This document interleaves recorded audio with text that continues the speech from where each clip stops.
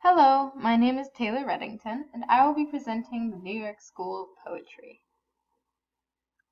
New York School of Poetry was an innovative group of poets made up principally by Frank O'Hara, John Ashbery, Barbara Guest, James Schuller, and Kenneth Crash. It was heavily influenced by Surrealism and Modernism. Their poetry was experimental, philosophical, staunchy, anti-establishment, and anti-academic.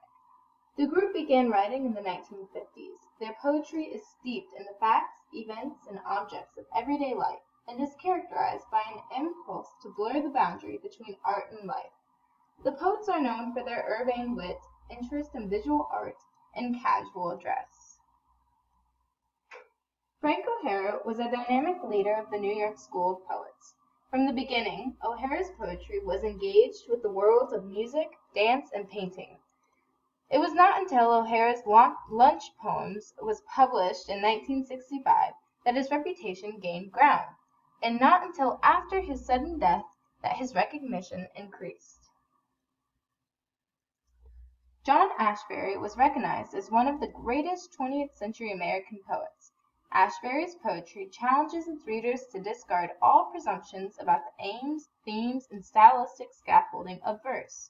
Ashbery published a spate of successful and influential collections in the 1960s and 70s, including The Tennis Court Oath and The Double Dream of Spring.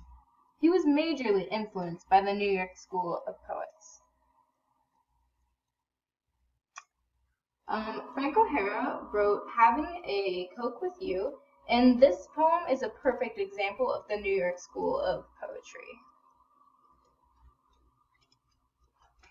The poem's called Having a Coke with You. It's even more fun than going to Saint Sebastian, Irun, Onday, Biarritz, Bayonne, or being sick to my stomach on the Travessera de Gracia in Barcelona. Partly because in your orange shirt you look like a better, happier Saint Sebastian. Partly because of my love for you. Partly because of your love for yogurt. Partly because of the fluorescent orange tulips around the birches. Partly because of the secrecy our smiles take on before people and statuary. It is hard to believe when I'm with you that there can be anything as still, as solemn, as unpleasantly definitive as statuary, when right in front of it, in the warm New York 4 o'clock light. We are drifting back and forth between each other like a tree breathing through its spectacles. And the portrait show seems to have no faces in it at all, just paint. You suddenly wonder why in the world anyone ever did them. I look at you, and I would rather look at you than all the portraits in the world, except possibly for the Polish rider occasionally, and anyway it's in the Frick, which thank heavens you haven't gone to yet so we can go together the first time. And the fact that you move so beautifully more or less takes care of futurism, just as at home I never think of the nude descending a staircase, or at a rehearsal a single drawing of Leonardo or Michelangelo that used to wow me. And what good does all the research of the Impressionists do them when they never got the right person to stand near the tree when the sun sank? Or for that matter, Marino Marini when he didn't pick the rider as carefully as the horse. It seems they were all cheated of some marvelous experience, which is not going to go wasted on me, which is why I'm telling you about it.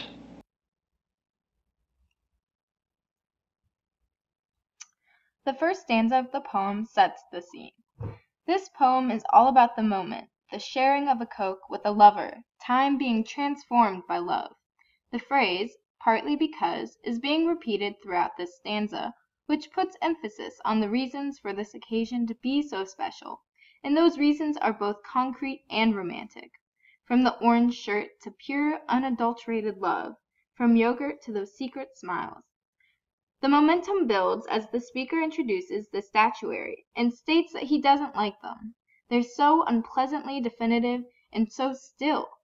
And this is an acute contrast to him and his lover, who are fluid and alive when compared to solemn statues. In fact, the two are like trees. The unusual simile, like a tree breathing through its spectacles, could be a reference to the shiny leaves. A tree breathes through its leaves, so the speaker and the lover are as one entity. This stanza questions the reasons why a painter might want to paint a portrait of someone when the living flesh is so much more impressive. The speaker is attempting to convince himself that no painted portrait could ever substitute for the person right in front of him at that moment in time. The third stanza, the speaker reiterates his infatuation with his lover by stating that any portrait doesn't come near the transformative experience of the living face, the real person seen at the right moment. The allusion to an actual picture, the Polish writer, brings a slight doubt to the proceedings. The speaker almost casually mentions the fact that the picture hangs in the Frick, which is a library in New York City. When the speaker mentions the nude descending a staircase, he is giving the reader a potted history of art, specifically portrait painting, and saying that all of these artists cheated themselves out of the experience of simply being near to a beautiful loved one.